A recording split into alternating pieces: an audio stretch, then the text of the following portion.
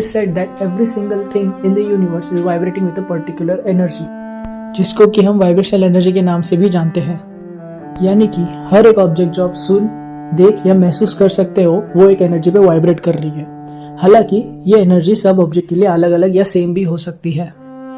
On July 8, 1680 professor Robert Hooke ने एक discovery की जिससे कि हम इन वाइब्रेशंस को पैटर्न्स में देख सकें। इस मेथड को हम सीमैटिक के नाम से भी जानते हैं। Generally it is a way to see nodal patterns associated with different modes of vibration, मतलब वाइब्रेशंस को विजुअल पैटर्न्स में कन्वर्ट करने के लिए उन्होंने सबसे पहले ग्लास प्लेट ली, then covered it with some powder. उसके बाद उन्होंने वायलिन के स्ट्रिंग से ग्लास प्लेट के एज को रब कर दिया।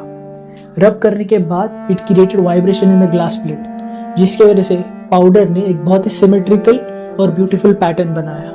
And thus it was the first time where the modern world was introduced to sound in the visual pattern form. It's quite fascinating, right? But क्यों इसकी ज़रूरत मॉडर्न वर्ल्ड को क्यों है? Why do you want to see sound in a visual pattern form? Because there is unimaginable amount of frequency range that we are missing out. मतलब हमारा brain बस 20 hertz to 20,000 hertz के बीच में ही interpret कर पाता है. We cannot notice anything outside that. That's why cymatics were discovered. But then again, why is the craze for vibrational energy going up day by day? Does it really matter that much? Basically, general population को बस इतना ही पता है कि frequencies are used in their phones, radios and satellites etc. But there have been some new discoveries. Frequency are now also used in healthcare sectors. Recently, एक research article published हो चुका है that says cancer cells can be killed when exposed to a particular frequency for a particular amount of time. Yes, when exposed to frequency of 20 Hz for 1 hour continuously causes apoptosis यानी death of A431 cells. Not only that, low frequency sound are used for physical regeneration and also for neurological healing.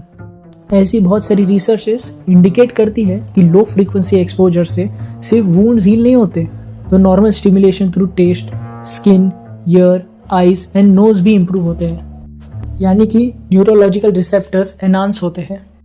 इतना सब कुछ सुनने के बाद आप सोच रहे होगे, वाह क्या डिस्कवरी की है रॉबर्ट हुक ने। But what if I told you this discoveries were done thousands of year ago. जी हाँ, एशियंट इंडिया में भी फ्रीक्वेंसीज का इस्तेमाल किया जाता था।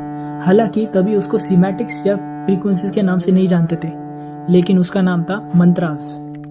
अ mantra is a phrase that is repeated continuously and in a particular way just to create vibrations around and inside the body. It is not only a positive affirmation but also vibrational language.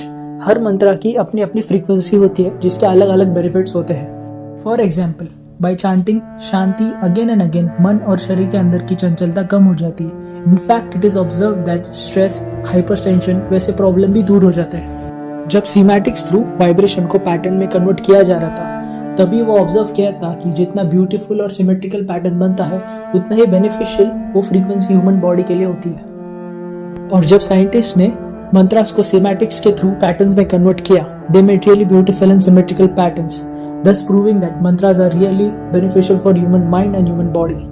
ऐसा कहा जाता है कि पुराने वैद्यास instruments की frequency को use करके healing process को स्पीड अप करते थे।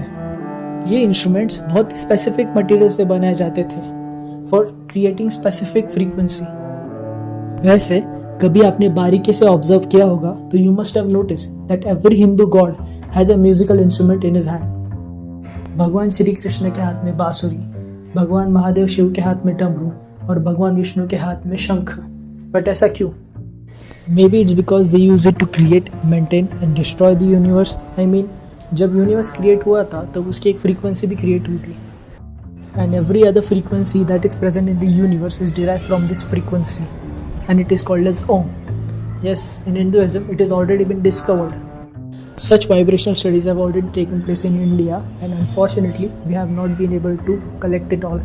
आज तक हिंदुइज्म में बहुत सारे ऐसे प्रैक्टिसेस हैं जिनका कोई लॉजिकल रीज़न मॉडर्न साइंस तो नहीं निकाल सकता, but they prove to be beneficial to human body and mind.